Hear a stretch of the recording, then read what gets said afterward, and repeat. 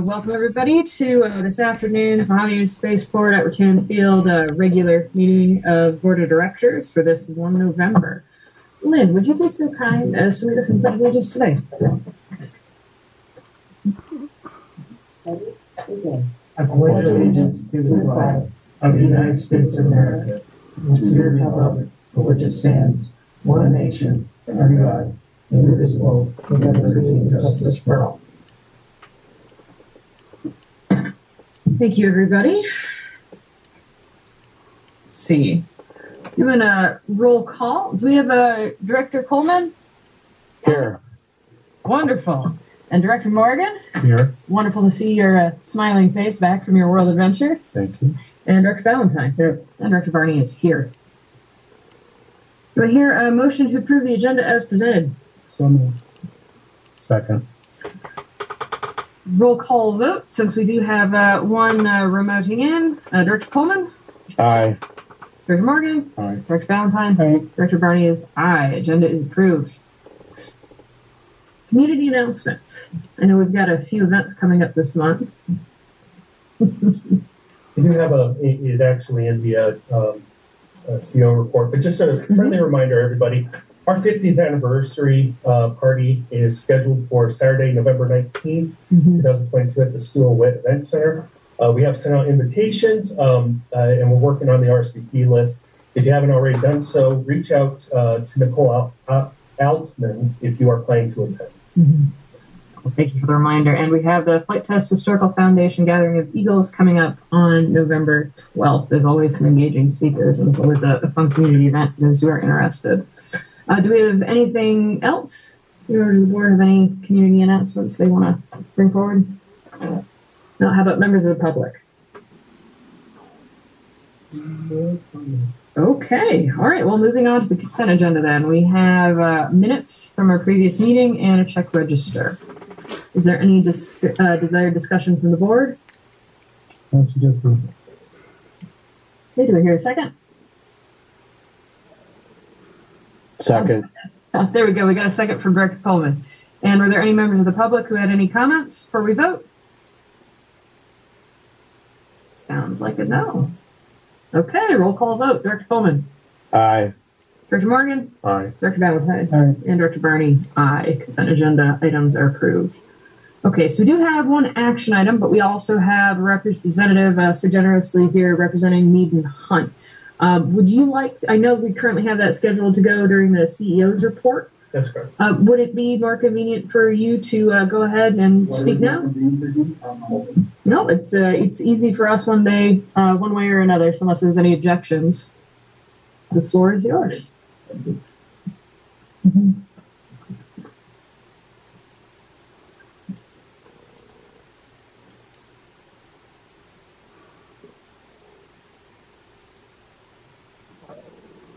Your name? Sure. Let's see, I want to make sure you can see the presentation.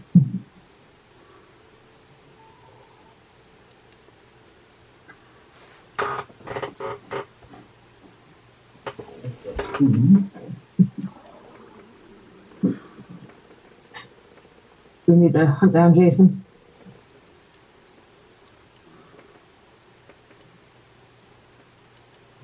Ah, your ears are burning.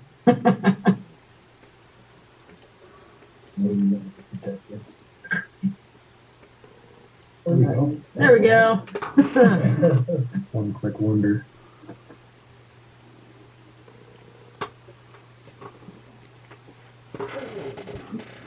Thank you, Jason. Well, good afternoon. My name is Rafael Gonzalez. I'm senior civil engineer with. Excuse me, Raphael. There is a microphone behind you, if you like. Yeah, or one up here, whatever's. Yeah, no, I'll do this one here. Just want to make sure everybody can hear you. All right. So my name is Rafael Gonzalez. I'm a senior civil engineer with Mead and Hunt, who is the engineer for the airport. And I'm going to be speaking about the new GA hangar development. Can everybody see the screen? It's visible to you, Director Coleman? No? Yes. Wonderful. Okay, perfect. So as you can see in this first slide, that's the site, which basically is just south of the existing hangars, by the gate there, the access gate to the airfield. And we have put together this presentation basically to explain the process on how to get this development going, all the timeline and all the expenses and cost associated with it, and different methodologies to deliver this project. And you can stop me at any time if you have any questions. I've got one right off the bat. Sure. Go back to that picture. Is there a reason the east line on that site is limited to there? Could it be moved farther to the east? It could, but I don't know exactly who's the tenant on that building to the east, and I don't know what operations they run. Okay, and that's fair. Yeah. Okay, the reason I asked was over the years, when we've talked about developing this site, one of the things that came up was creating another entrance into those T hangars if it was moved a little more east, so aircraft could enter and exit both sides. It may or may not be a limiting factor, but there is a lease for building 65 there to continue. Oh, okay. I just wanted to bring it up because it seems like we're limited to one bottleneck and possibly smaller aircraft than if we went. You know, I'm just Okay. No, good point. No, yeah.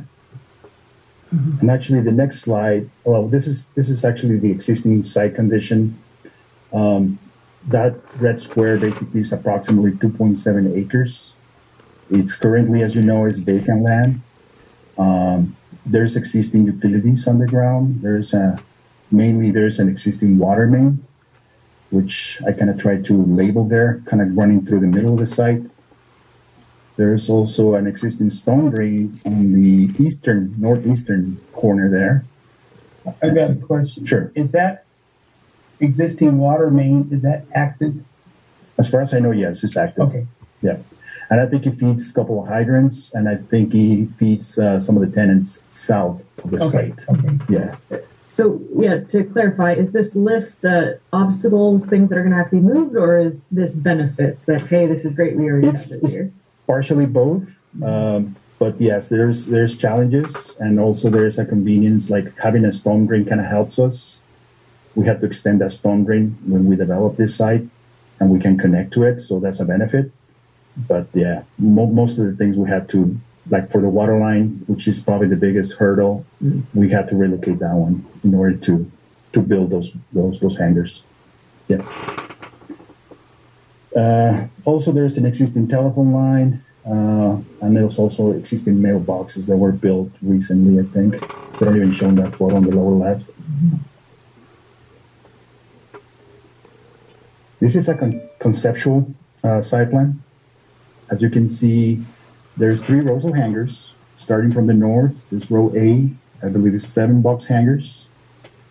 Each of those box hangars is 2,000 square feet. In the middle row is row B.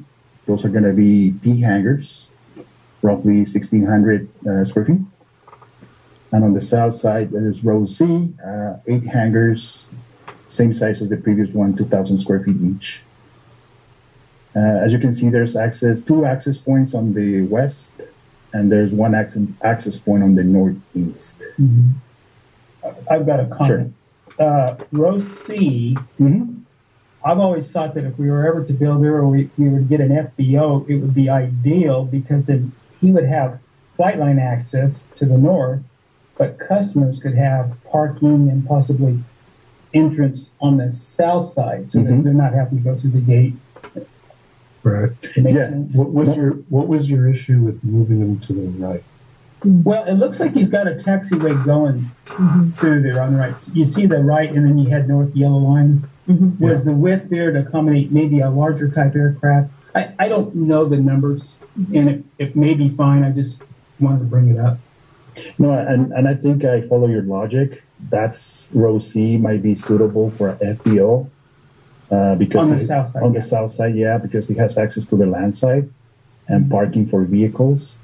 But yeah, I mean, if that's something the airport wants to pursue, that's totally a possibility.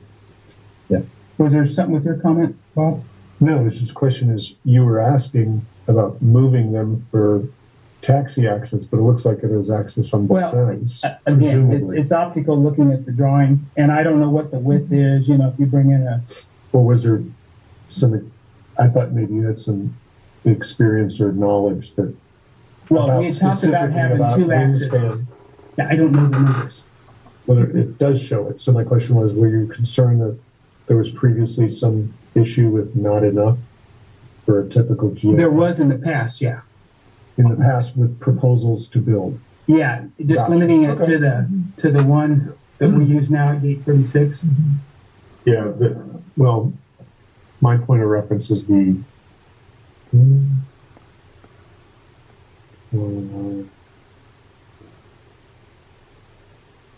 don't know. I haven't seen the hangar that was formerly Dick's, the L-shaped one on the end. The white looks white in this image. Yeah. That one kind of it's the spacing between that and the next row of hangars is, I think, adequate for most GA. I don't know the plans. numbers, and you might be right. It was just talk about And I think those have the giving same- two accesses Okay, to. I just want to make sure you were. Yeah. And I think this layout basically mimics the kind of group of aircraft that are currently being used on the Yeah. existing hangar site. Yeah. Now, the price tag for this project is approximately $6.0 million. All these numbers I'm giving you are approximate because we know how inflation is crazy right now. So take that with a grain of salt. That's our best guess of the construction cost. And that price tag includes engineering and construction management as well. So that includes, as you can see, access improvements, civil improvements, utility improvements, and then, of course, the improvements of the hangars themselves.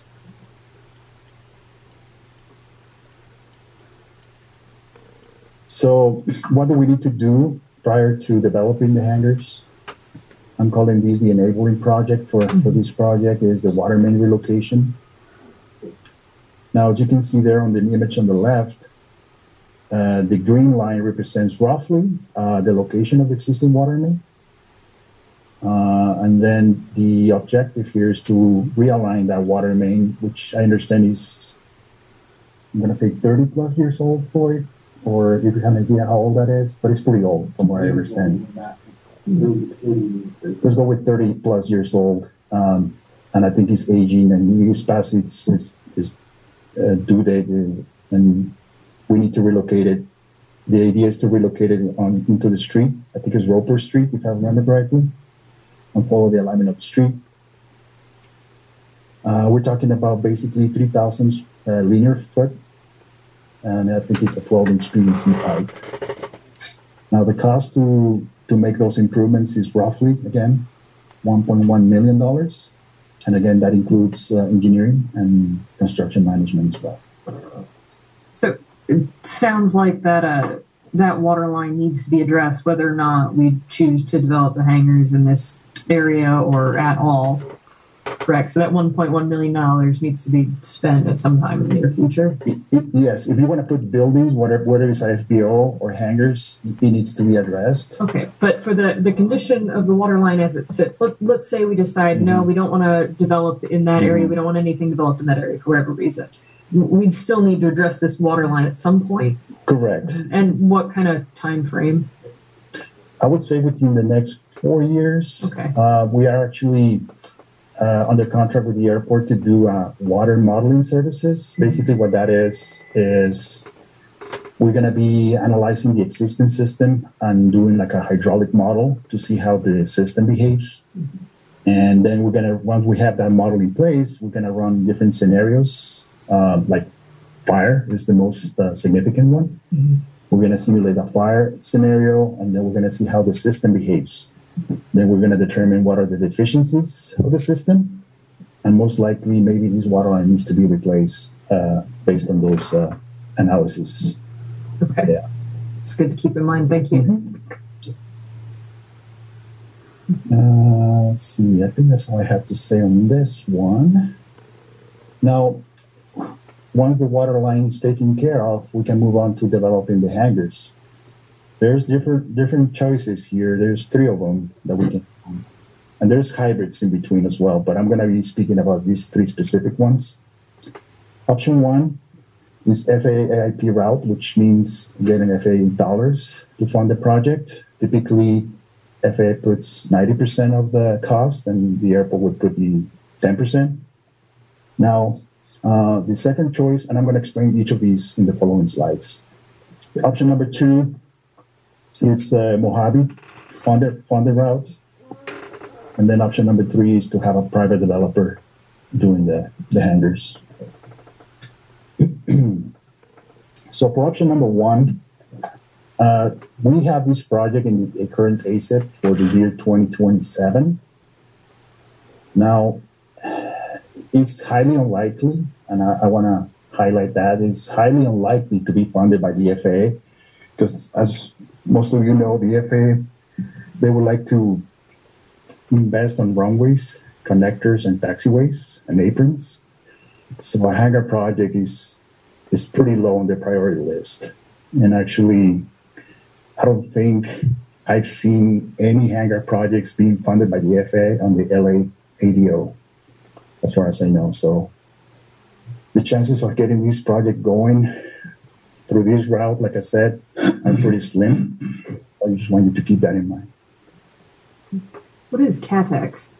CATEX is a categorical exclusion. It's an environmental, California-specific environmental study to clear the project environmentally. That's not a big obstacle, is it? No, it's not. That's not. Just something that needs to be done. Yeah. And also, I need to mention whether we go with either of these three options, the ALP for this airport has to be updated, which we actually have already done the changes to the ALP. We're only waiting for the last hangar to come down because the ALP shows no hangars at that location. So the FAA told us basically to submit it once that hangar's gone. And that way the new hangars now are going to be shown in that new site. So that's option one. Option two, of course, is Mojave funding the project. You still need a CADEX, which is not a big deal. Now, one of the options that I was researching is Caltrans loans available, and I put the website there, and I think I shared that information with Tim already. Those Caltrans loans are, I think they go up to 17 years in length. And I tried to do some research on the interest rates, but I think they're pretty competitive considering the current situation. So that's something probably to consider. Would the airport qualify for something like that? I know in the past that's always been a challenge is our financial commitment or obligations. We were so limited. I thought it was $500,000. For the Caltrans loan? No, that's the difference, the Caltrans loan. As long as you're a public agency, you qualify for that, yes. Okay, if they have any money. Yes, I think so, yeah. And of course, with these option, Mojave, they get more control over what's going to be developed, whether you're going to go with the FBO route or you're going to go exclusively hangars. I think we still have control. You still have control, but then you have to deal with the developer. If we go with the developer option, yeah, it's you know, yeah. What's the rate of return on $7.1 million? How much rent do you have to charge to run that? Well, I haven't done the numbers, but yeah, there's, and that's also true for the developer option. Of course, they're not going to go into a development that is not going to be a business, but well, yeah, you got to work the numbers. Would be prevailing wage. Possibly the developer wouldn't have to pay prevailing wage. That's one of the benefits. I always think double the cost. Correct. Is the $6 million include the plumbing, the relocation of the water main? No, the $6 million is just the development of the hangar site. Water itself, I think it was 1.1 million. That's the 7.1. Yeah. And Mr. Coleman has a question then. Yeah. I see in your chart that water main was completely remade and relocated, but that area where it goes underneath the hangar is only like 10% of that distance. Wouldn't an option be to, let's put the new plumbing in where the hangars are at and leave the other stuff the way it is? I mean, 1.1 million is a lot of money, and that would be 10% of the length for the underneath the hangars. It's an option. You can do the bypass long enough to clear the new hangars, and that will reduce the price tag, of course, significantly. But then you're also going to end up with the existing water line still going to be deficient, most likely. But yeah, that's an option. Right. It's just kind of a separate thing than the hangar building. But thank you. Yep. So that 6 million estimate, then would that? Yeah, and I appreciate it. It is an estimate in the truest sense of the word. Mm-hmm. Was that based on like prevailing wage if the airport were to do it, or is that based on a developer's cost? I think that's based on prevailing wages, which Okay. is that's applicable for option 1 and 2, basically. Mm-hmm. Yeah. But your estimate was just all the groundwork, it wasn't hanging. Just I think it included the buildings. Yeah. oh, it did. It includes all the civil improvements and the buildings Okay. themselves. Yeah. Okay. Yeah. The buildings are worth It's- less than, they're probably only worth 1.5 million. Approximately. Do you have that number? I know we had that information because we're currently working with our airport to get the hangars, Okay. so we have pretty current information. But I don't have the exact numbers for the breakdown of the buildings 24 themselves. buildings, Yeah. and they're gonna be worth Yeah. less than 100,000. My thinking's each. always been, is if we had something ready to build, it becomes a lot more attractive than the way it sits now. Mhm. And personally, I would like to see a developer or individuals or whatever we can develop.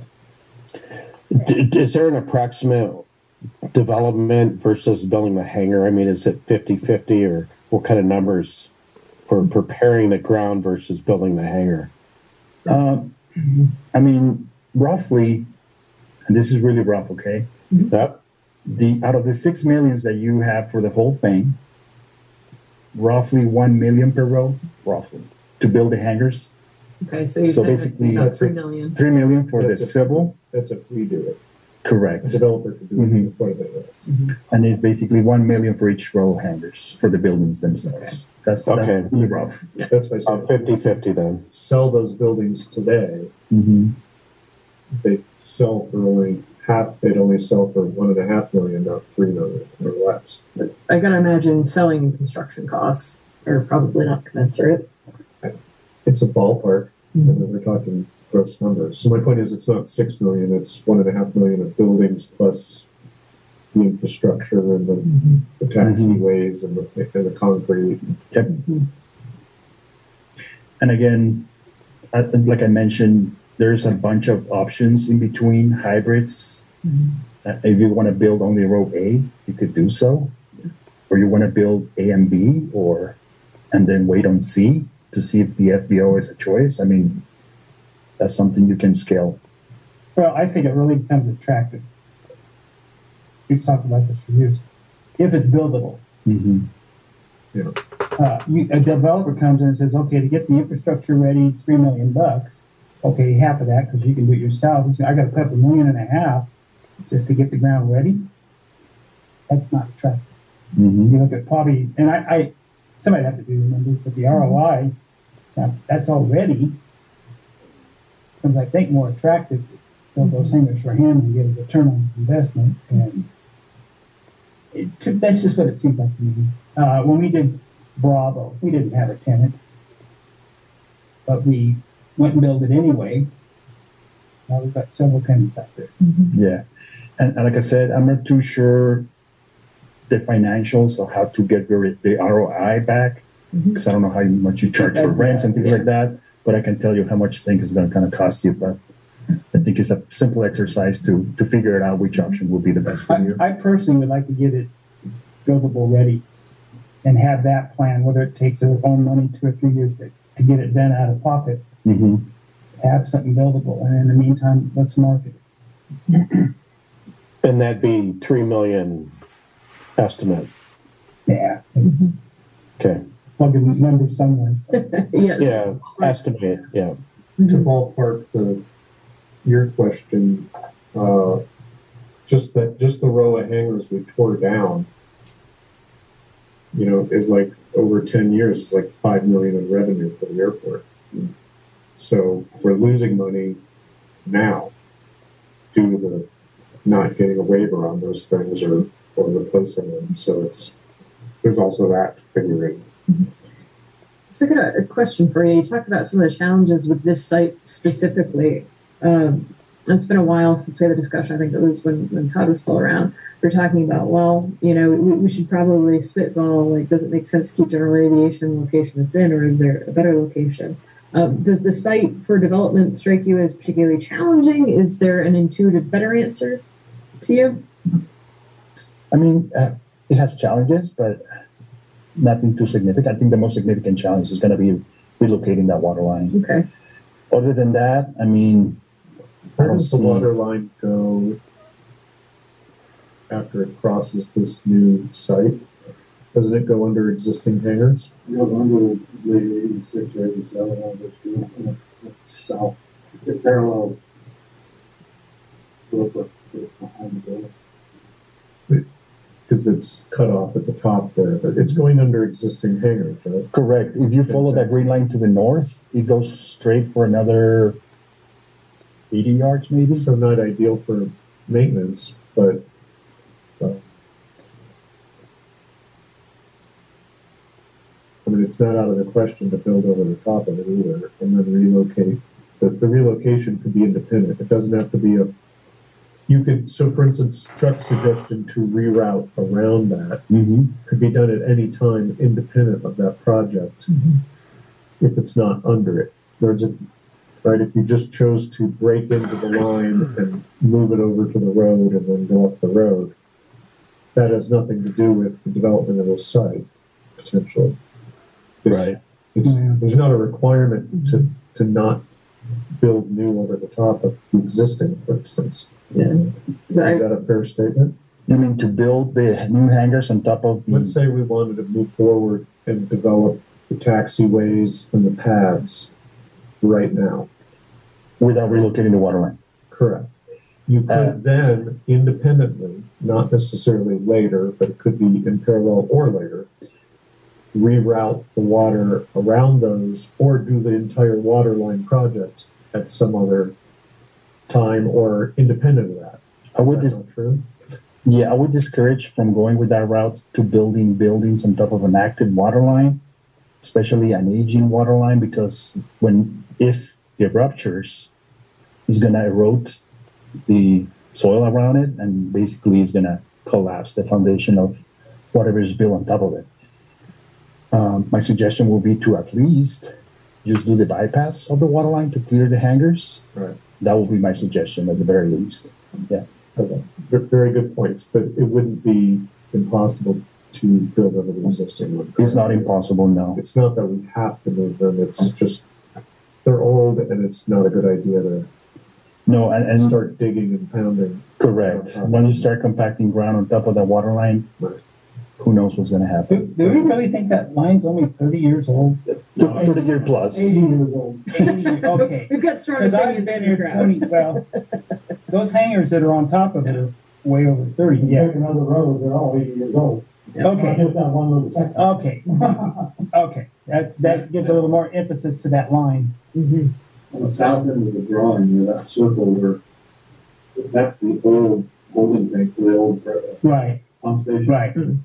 And that section up parallel to the Roper is probably the oldest original section. It's also one of the most frequently repaired. So in that 3,000 feet, it's probably 10 or 12 patches in the red. Yeah, I think we need to focus on that.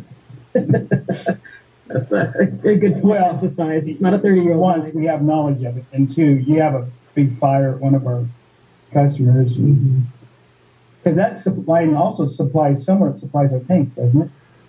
Or is there another line coming in? So the line, the section under that's in the development area in the roundabout radius does supply tanks as part of it. There's like a T in the line right there, right? It meets there and it heads eastward to Right. Okay. Under their parking lot. Yeah. So in an indirect manner, that's in fact, there's there's a valve over there by 87 right now that we cannot repair because of that line. If we do, we shut the airport off. Ooh. Well, you're going to shut the airport off probably with your. Let me rephrase that, cannot. It's a much better approach to deal with that as part of this and plan for it than to go over and shut them off. Yeah. And we actually put the airport in that way at that point. But it's a very problematic section. This sounds slightly more urgent than the next 4 years, then, is what I'm hearing. Okay, good. Yeah. Well, the important thing to start. Yes. Yeah. Nope, glad we know about it. So going back to the options here. So that's option 2, Mojave funding the project at 100%. And the last one, of course, is option 3, which is a developer. There we go. Developer funded route. Again, you have to work out some kind of lease agreement with whoever wants to develop this thing, for how long they're going to be leasing it. And that's where you got to have your legal counsel involved in this thing and make sure that you get what you want. I will say I like the idea of ground prep and developers for the hangar, because that way we're not burdening our current set of staff with, okay, now you're going to maintain all these too. Good luck, guys. It gives us 2 options. Yeah. We can do it. Maybe we can get somebody else to do it. We have no options at the moment, really. Yeah. Are there any infrastructure grants available that might be able to help us with a water line? That's a little different subject than building a hangar. Well, in one part of the discussion I think is very important on the airport end is that we do have $750,000 budgeted, allocated for part of this project that for this year. Okay. Mm-hmm. But I think actually you guys made an excellent recommendation. It's maybe talking with Meeting Hunt and saying, is there a way that we can bypass the area that we want to develop on with the water line, make that, put it into phases and see how much that $750,000 can get us within this fiscal year, and then budget for the next fiscal year to complete the rest of the work. But at least it's a jumping off point that we can get the water line situated and addressed this fiscal year in as much as we can, obviously. But and then recommend finishing that project next year, but also working on the rest of the infrastructure improvements. In my opinion, I think, in line with what you were saying, I think it's our best interest to get this area as ready to build as humanly possible.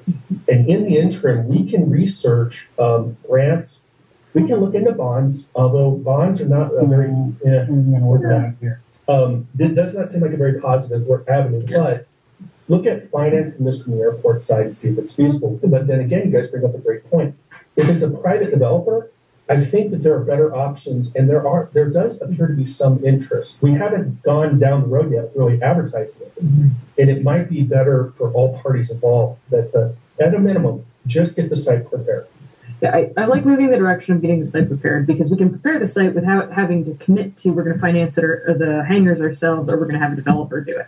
But the things I like about the developers, what I was getting at with yes, we've already talked about, they don't have to pay prevailing wage, and so they can put them up more cheaply than we can. But also, we're not responsible for maintaining the hangars at that point, and I really like that because we have limited staff, limited ability. So it's nice to have that foisted off on the developer as well. But I am on board with the idea, if we build it, they will come if we have the site prepared, because I had so many people express interest, but they're not willing to take a big enough bite to develop the land as well. So I think it's a good direction to move in getting the site ready. You guys are more familiar. There may be a private guy that, hey, I just want to build a hangar. Mm-hmm. Yeah, if we're able to cut it out, he can't afford to do that. I would do it if I were to come into some money and get a new airplane. I didn't want a new hangar to put it in or something. And if there's a site available, I can sit in that. Okay, and that's the point I'm trying to always make. Let's at least get it buildable. That's something I think we can do. Mm-hmm. You know, if maybe we can budget $1 million a year for 3 years, but let's head that direction yesterday. We've already got 750. Yeah. Let's start. I'm tired of waiting. Yeah, same. And for Mr. Coleman, I see that as like a $3 million cost then to get it prepared. You know, the water line could be 15% of the 1.1, and then 3 million on top of that would prepare it estimate. So, does it make sense to request, hey, what would it take Meeting Hunt to just develop the site, without the buildings? Is that the next step then? Yeah, I think you have a game plan up here. Yes, we actually already provided a proposal, but I think it was for, if I remember correctly, to develop the whole site. We can adjust that proposal to adapt to the new circumstances. So to answer your question, yes, we have something in plan. And I want to show you my next slide, which has to do more with the timeline, so you have an idea. So we got excited. Didn't know how much you had left. Please continue. That's okay. Again, this timeline is rough estimates. So in the top of the slide there in blue, basically that's the water main relocation. Again, that's assuming we're going to do the whole thing for the water line. A couple months of scoping, then we jump into the design. It's going to be another 7 months roughly. Bidding, contract awarding is another month. Construction is roughly 8 months, and construction closeout is another couple months. Of course, the times are going to shrink if you decide to do only a partial water relocation. After that's done, you can start jumping onto the green area there, which is now going to be the actual new hangar development, and kind of goes the same way. You have a couple months for scoping, design, bidding, contract award. Now there's some efficiencies that we can do. Like for instance, we can start designing the hangars while the construction of the water line. So that compresses the timeline quite a bit. And when you are, without doing any efficiencies, at the end of the whole timeline, you are looking at 51 months. And like I said, you can compress that. That's kind of average. You can compress it, like I said, by overlapping some of the tasks. But that'll give you an idea of... Again, this is you building the hangars. This is going basically option 1 or 2, which is either FAA or the airport funding it. Yeah. Now, if you throw in a developer into this timeline, it might change a little bit, depending on the interest of the developers to jump in. So it might take 2 months to find And someone. that could even be attractive too, but we've got a problem, first of all, the water line. So let's deal with that. And then maybe you start promoting, advertising a buildable area. This is our plan. You might get a developer that says, hey, I'll bite and I'll fund this part of it. I don't know. You got to create a situation that's attractive for the developer. But It's not attractive right now with that water line. It's a stopper. It sounds like that part of the timeline for the water main. I mean, we're starting to chip away at that this fiscal year, right? We were just discussing. That's what it's budgeted for. So we're already marching along into it. So I don't know, for another 300,000 or 400,000, I say we blow the budget and do the whole thing. Just a reminder to the board, we do have a mid-year budget adjustment. That could very well be something that we consider. Well, to me, you're starting a pretty significant project, and to just whack it off here, and you need another 300 or 400, hopefully $1,000 to finish it. The equipment's here, the people are here. Let's just finish it. Get that off the table. It has to be done. I mean, looking at that timeline for the water line project, looked like that was going to run into the next fiscal year, anyways, with a little bit of lead turning. We may not even need that blowing the budget, but flowing right into it. Yeah, I'm so anxious to just get moving, and I've heard about this water line for years. We just have always had these obstacles. Let's do something. Yeah, I like it. We're the board. Yeah. One question I have is, I don't understand why. Well, okay. No, I think I do.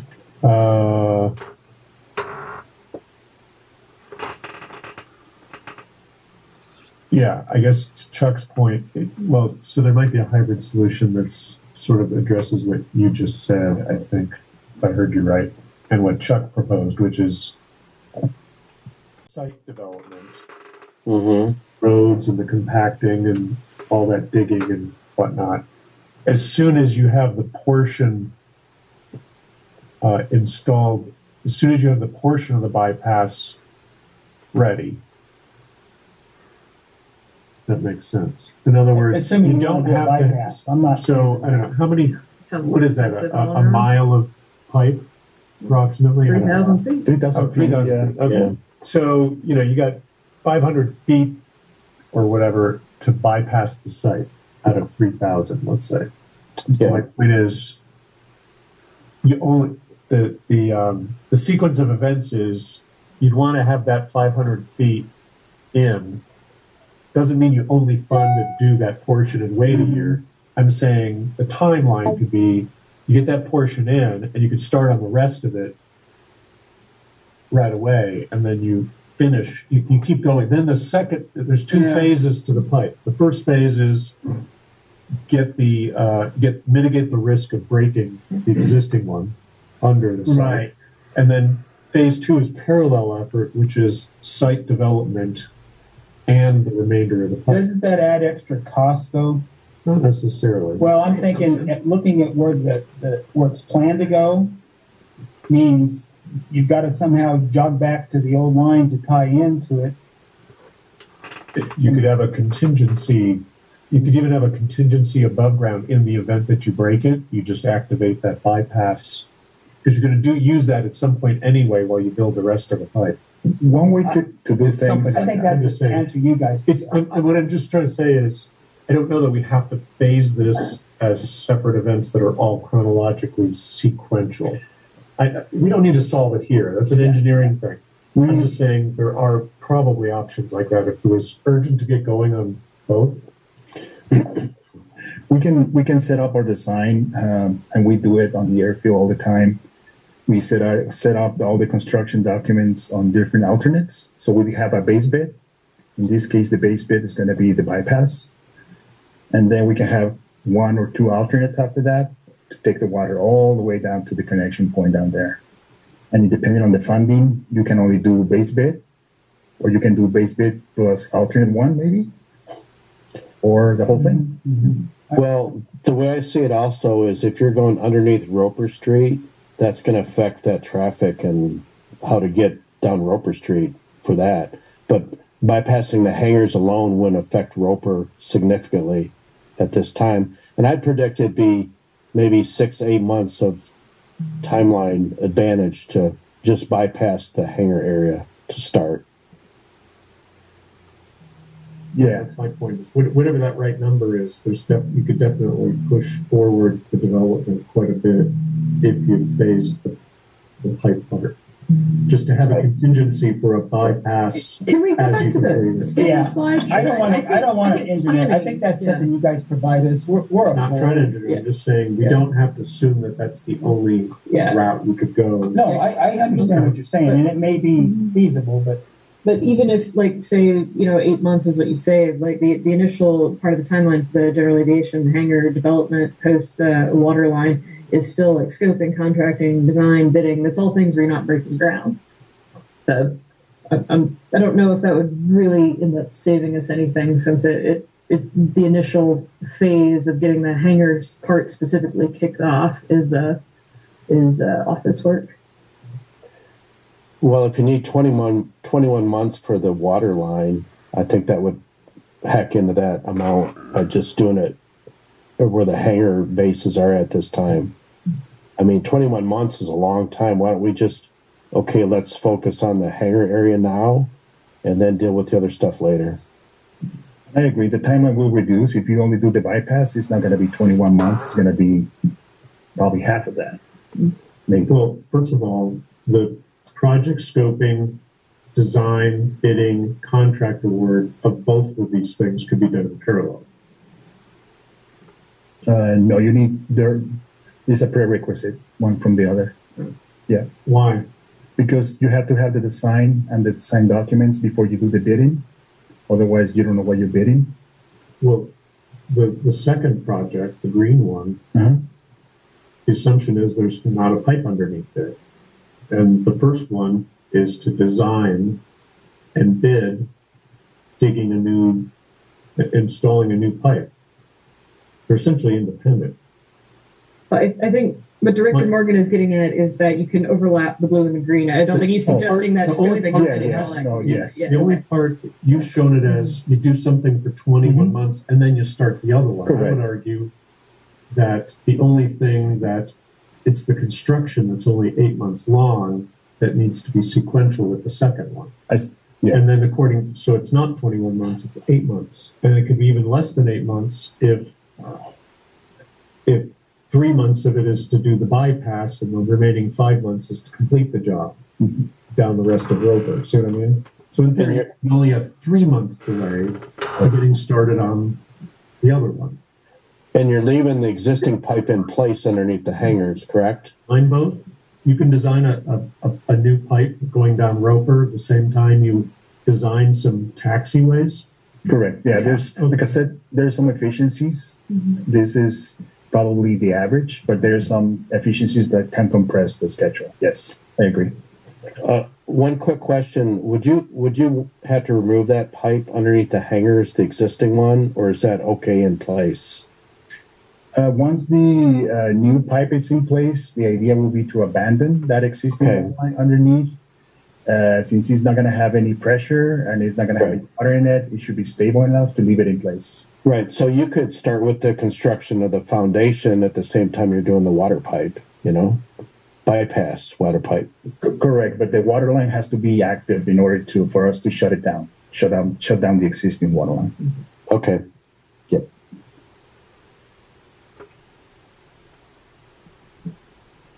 I'm just anxious to start something. Yeah.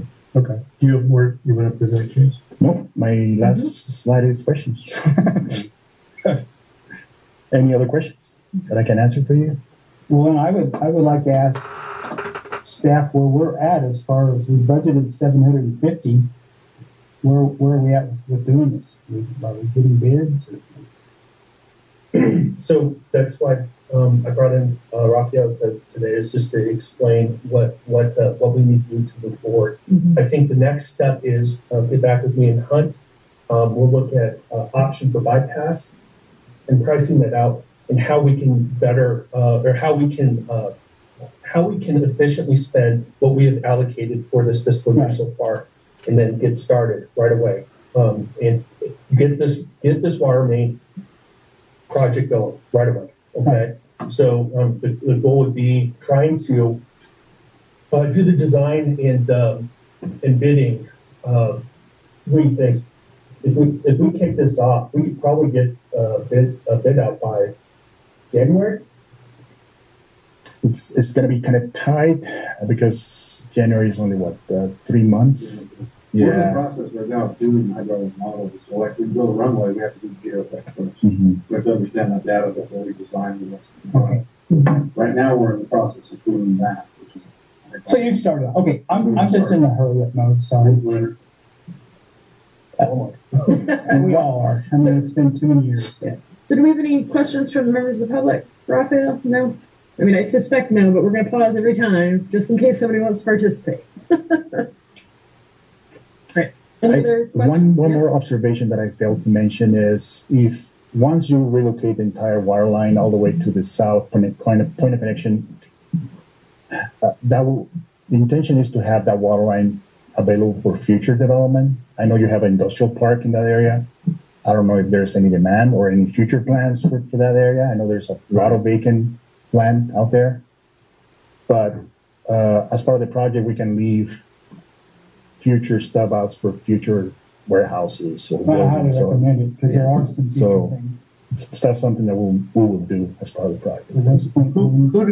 The existing water line is feeding what does it service out there? Anything in that image? It services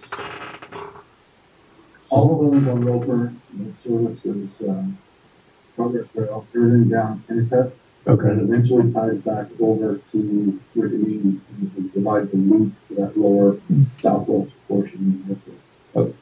So if you were to sever the pipe tomorrow at Savovich, right? nobody would lose water supply because it's a loop presently. If we blocked it at Savage, yes, in theory, it would backfeed from Rickman. Okay, I mean, it may not be balanced to meet the demand of some situation or. Yeah, but you guys deal with all that. No, I'm not proposing it in the long term. I'm just saying like, Because there's a lot of like during particulars some, in there that maybe yeah. say greater Okay. here, no, we can't do it. And just to let you know, when we do the construction of this thing, they will build the whole water line, and then when they're ready, just overnight, just do Right, the right. connections at the end. So it's just hours of Right. doing that connection. That's nice to hear. Yeah. Yeah. Just FYI. Well, again, I'm for personally, let's squeeze it and add some. Let's get it done. It's just something off of our table that's gonna come up. And if we've already budgeted at least half of it,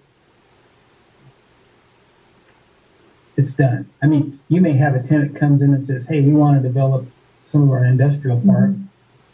It's probably still there.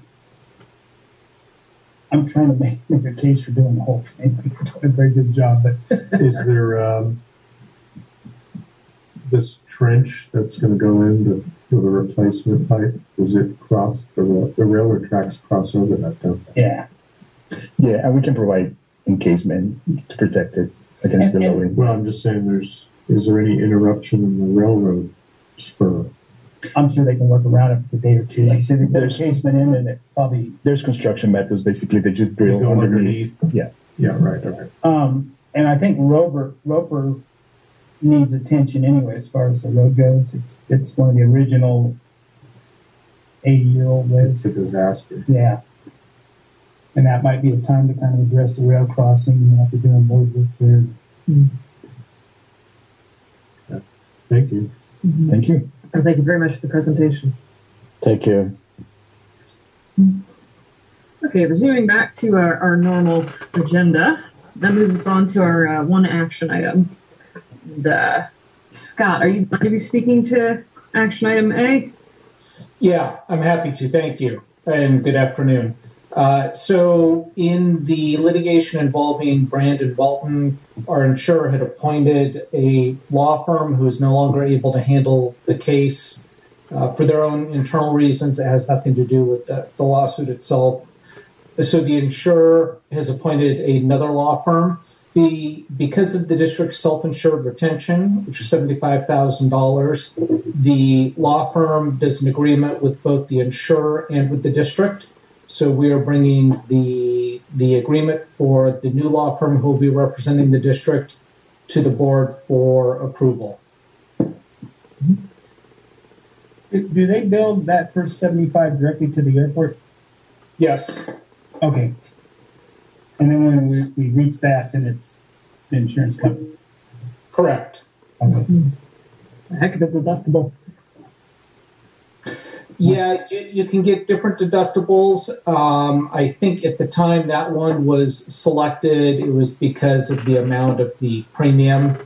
And you guys, you don't have a lot of employment litigation, and so like if you had multiple cases a year, then you may want to go with the lower deductible and a higher premium.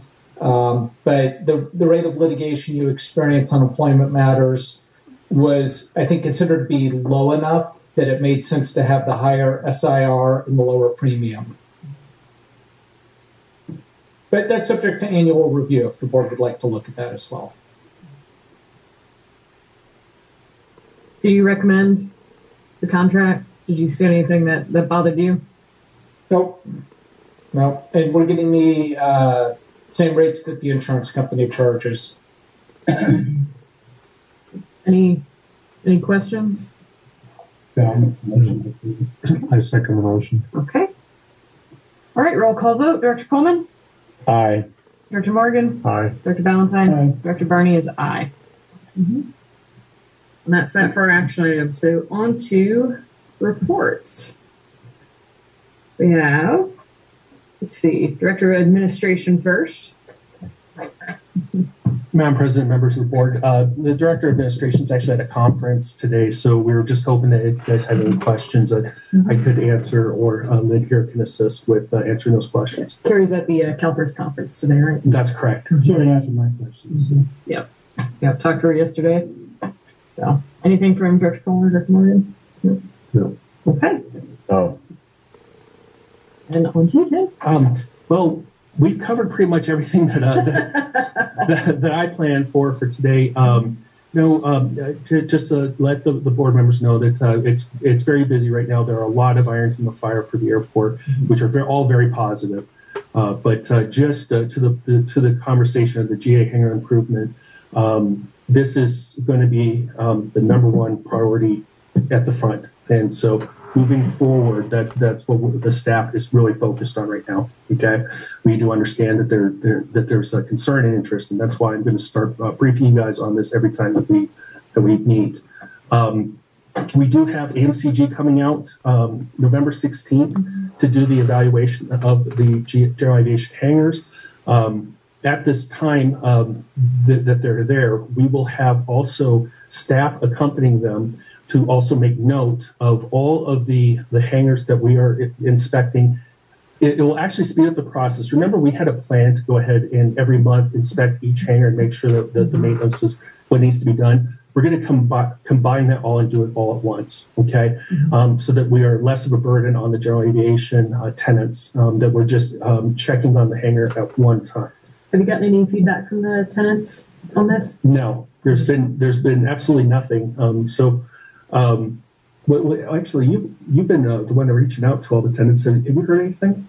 Yes, scheduling with some of the tenants for the November 16th. Some are arranging getting new keys or making sure that they will be on site, and other arrangements with the tenants that are in the hangars that the airport owns. Okay, that speaks to the coordination, but what about feedback? Like, what's the general sentiment? Are they happy about the potential to improve maintenance? Are they irritated at being bugged? I haven't received any feedback. Okay. On that, nothing other than making the arrangements. Haven't heard anything negative in regards to us wanting to do that. So, well, I do think it is a good thing. It does have the potential to be a hot button and irritate people, whether they're right or not. So I would encourage being proactive and smoothing over others. Hopefully it's balanced by the fact that a lot of the hot button issues are we rent hangars that have, faulty doors and things that, need to be addressed. And yes. scheduling that should alleviate. And that's the goal, is to identify the problems and get them resolved and prioritize them and budget for them. So we're keeping our fingers crossed that this is the first step. Yeah, that's great. Yeah, it'll be good for them for sure. Right. Yeah, to improve the condition for hangars. Some people that just quietly complain about stuff rather than actually address it. So it's better that we're proactive about maintaining our property than waiting for them to come tell us something's wrong. Yeah, I do. For sure, for sure. And believe it or not, that's a best practice at most airports to inspect your facilities annually. So well on our way. I don't have anything unless the board has any questions. I think that the cracks, we had some short-term solutions that we tested and we're going to continue to implement because they're still hazardous. Is there an issue with this? Taxiway cracks, I guess I'm saying. For instance. We are moving forward with our game plan. We're doing it in sections, and the reason why it bothers me it takes so long. One of the problems that we have is there's not enough contractors locally to do the work. So we contract with a contractor that's very good at what he does, and but we have to. He dedicates a certain amount of time each month to the airport and builds it into his schedule. So it is in progress, very serious. We are trying to get it resolved as soon as possible, but it will be an ongoing project until. How long do you think, Floyd, with the current cracks that we'll have all the cracks addressed by? I would say by the end of February. Unfortunately, we've lost another contract. It's a recent role. As soon as the contract, which is off the airport, is completed, and we'll be back to do. We've got 2 more major emergencies. Does that mean we're going to find another contractor to do that process? Or? We can certainly look. Yeah. It's always been a challenge, contractors to come up for a lot of stuff. It's always been a challenge. But I guess we've got a method that we think is much better than the previous attempts, right? I mean, I believe so, and I think the feedback we received. yeah, and it didn't take long to implement either. No, so it's, I mean, calendar as I wise. said, we've lost them for 2 weeks, but Does we'll resume as soon as we're available. does cold weather or cooler weather affect that process? Took the words out of my mouth. It does. Okay, That's another factor. I went down and go, wow, that if it just stay like that, that'd be great. Well, not only does cold weather affect what's there, it affects the ability. Well, I think that's the problem from the very beginning. So- we're going to reach a point. You want 60-degree ambient temperatures in the daily, they're moving. It's going to be rough in And we're going to January. reach a point where the back plan look goes down and down. So by February, everything should be open back up. We'll be going to the contract. I think that's our middle of our winter, isn't it? Yeah, that's- March, April. Okay. Sorry. Yeah, and I I don't just, mean to. as a tenant, my experience has been, hey, there was a fix done that happened pretty quick. It looks effective. And just in the time since that was done, the cracks running past my hangar have grown substantially. And they have some sort of hot something. Yeah, You know, all of those cracks that go by the new bathroom, remodel, all that's, it's just, they're gigantic. we've abandoned the master. Right, I get that. But From what I'm observing, I check on this weekly. The patch work works, but I can't wait until spring to see how this actually holds up after we've had a cold, after a hot summer. But this is a priority because we need to make sure, if you guys have all noticed in the GA area, most of the pavement is in good condition. Those cracks happen in sections. It's bizarre to me, I don't know what the heck's It's going the on. same with concrete. If you don't have a way to handle expansion and contraction, it's going to do it itself. So as we all know, this is a method to retain the pavement for as long as humanly possible until we can, such time we can completely redo the pavement in the general aviation area. It looks like it is a good fix for now, but we do understand it is a priority to get it all and I wrapped think up. the fix you've done is adequate. Like, you know, I'm not pitching to like repave all that stuff necessarily. The crack in front of your hangar is to the east of the door. Correct. Would that not be where the water line is going to go, and that would all be redone? I don't believe that we're going to disturb the I'm not concerned about that. Okay, So I'm just trying to. my airplane has no problem with that crack. Yeah, Okay. it's I small mean, wheels. it's convenient so I don't have to set a parking brake, but it's not going to do any damage to my plane. I'm concerned as a director of the airport that there are planes that will get their tail wheel ripped off that do taxi by me all the time. Yeah. That's small tail wheels, for instance, or For instance, for Mr. ride scooters and bicycles around to get between hangars, and someone's going to go over It's the bad. handlebars and really get messed up. Director Coleman, what you got? Well, as a tailwheel taxiing on the runways, I have a strategy to avoid the cracks. And I'm kind of like fearing that, I'm a foot off or something, and my tailwheel's going to sink in a crack and snap off. So it's serious. I think everybody has that same, even people that come over and meet me, they have the same thing, like, wow, these cracks are due. But I agree that the patches that have been made recently are very adequate. So let's continue that way and hold up. But they are serious, in my view, for tailwheel airplanes and even long ECs that have small nose wheels. That's all. Absolutely, and to continue with the progress that we're Yeah. in that direction. One of the things that maybe I contact clear about is we've tried to address those that are the worst in severity. So if we're jumping around, Okay. and I'm giving you It's the good to assurance know. that we skipped over one, probably not the case. We're trying to get the worst ones first. We'll come back and get everything. Yeah, that's fine. Good Yeah, point. absolutely.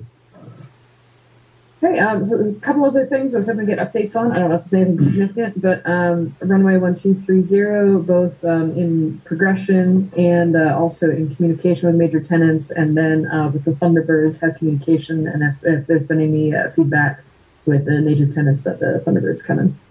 Well, 1230, yes. As a matter of fact, I just had a meeting. I was in a meeting last week with BAE, briefing them on the timeline. I've been in direct contact with Stratolaunch, Virgin Galactic. Virgin Orbit is the only one that because they're out in England right now, so it's been kind of hard to nail somebody down with that. NTPS is aware as well. So yes, the communication has been there.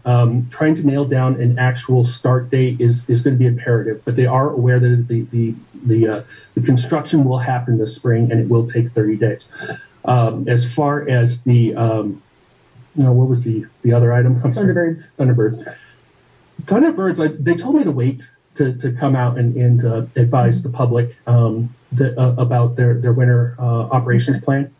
But we have reached out to our main players again, letting them know on the down low, this is the game plan, but we're waiting to go public with it so that we can do a press release and make sure that we get our media partners involved so that they can also get the word out as well. So yes, not intending to lead turn any grand announcements, but I am getting pinged by tenants who are concerned about, hey, it's going to shut the airport down, it's going to be TFRs, and so there is concern. Okay. I will follow up with them and get this out. Yeah.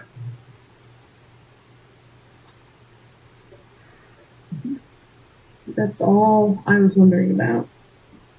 Do you have any other questions for Tim before we move on? No. Okay. We don't have any standing board committees. I don't see a need to stand any committees up. So on to director comments on items not on the agenda. I'd just like to thank staff for taking care of the oleanders, and now they're trimmed down bell saw, and it looks nice. Yeah, it's just minor maintenance, but I appreciate it. Does look nice. Any other comments, items on the agenda? Anything, Director Coleman?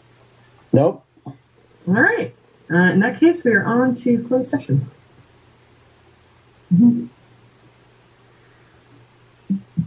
Thank you, Raphael. We'll be in touch. You can tell we're excited. Yeah, let's get it done, right? Yeah. That is great. What made you think, let's do something? You got money here, and you're Well, this feels much more tangible than a the third of past. the way to the fiscal union. It's something that's just me, so I know. wish that would check. Oh, okay. Well, good. That's even better news. That's even better.